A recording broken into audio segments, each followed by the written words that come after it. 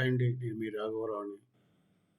ఎట్టకేలకు 'OG' cinema trailer ఈరోజు వచ్చిందండి. రావడమే అప్పుడే 7,000,000 పైగా ట్రైలర్‌ని చూసి ఊచకోత కోసేశారండి. ట్రైలరు నిజంగా అద్భుతంగా ఉంది. అభిమానులు నిన్న చాలా నిరాశపడ్డారు. ఎంత నిరాశపడ్డారో ఈరోజు అంత ఆనందపడ్డారండి. ఆ ట్రైలర్ చూసిన తర్వాత వాళ్ళ ఉత్సాహం, వాళ్ళ యొక్క కామెంట్‌లో తెలుస్తుందండి. వాళ్ళ యొక్క ఎంత ఉత్సాహంగా ఉన్నారు, ఎంత సంతోషంగా ఉన్నారు, ఎంత ఉత్సుకతో ఉన్నారు. ఇంకా ట్రైలర్ చూసిన తర్వాత వాళ్ళకి ఆగలేకపోతున్నారండి. అసలకి ఈ 'ఓజీ' అసలకి ఈ హైప్ నాకు తెలిసి ఇంతవరకు ఏ సినిమాకి లేదండి. మరి ఎందుకొచ్చిందో ఏంటో ఆ 'సుజిత్' ఏమి మెస్మరైజ్ చేశాడో గాని, ఆ తమన్ సంగీతంతో కలిపి, ఆ యొక్క టీజర్ ఏ రోజైతే 2 సంవత్సరాల క్రితం వచ్చిందో పవన్ కళ్యాణ్ గారి పుట్టినరోజుకి, ఆ టీజర్ దగ్గర నుంచి ఆ సినిమాకి అంత ప్రయారిటీ పెరిగిపోయిందండి. హైపొచ్చేసింది.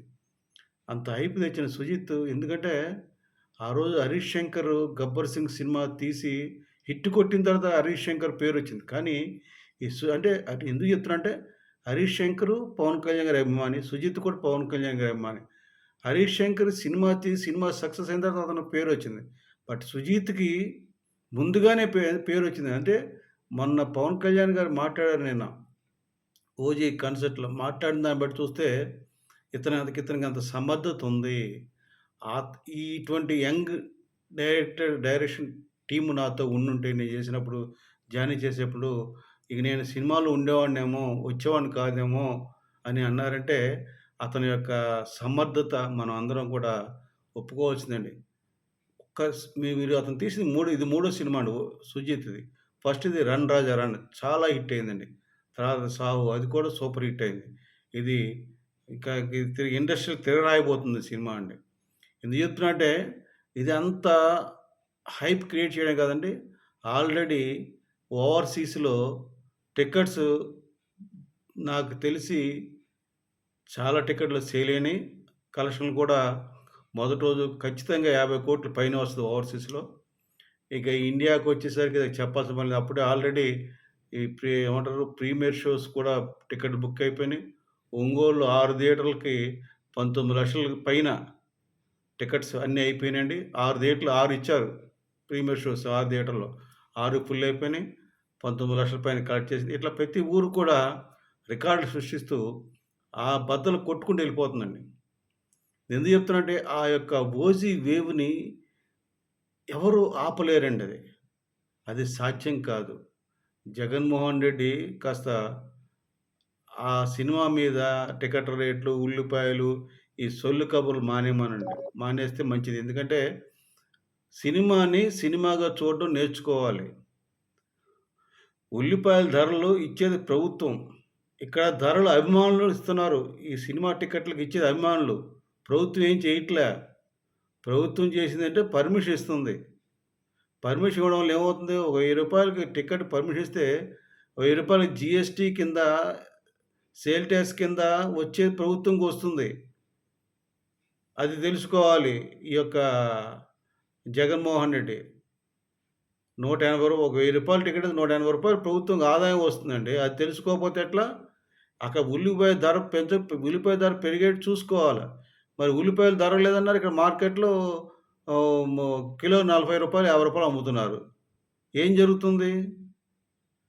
మర్యాదగా, పద్ధతిగా మాట్లాడాలి జగన్మోహన్ రెడ్డి. నీ మనుషులకు నువ్వు కాస్త పద్ధతి నేర్చుకో. నువ్వు ఎన్ని కొట్టినా, ఏం చేసినా ఈ యొక్క 'ఓజీ' సినిమాని నువ్వు తట్టుకోలేవు. మసైపోతావు, మాడైపోతావు జగన్మోహన్ రెడ్డి గుర్తుపెట్టుకో.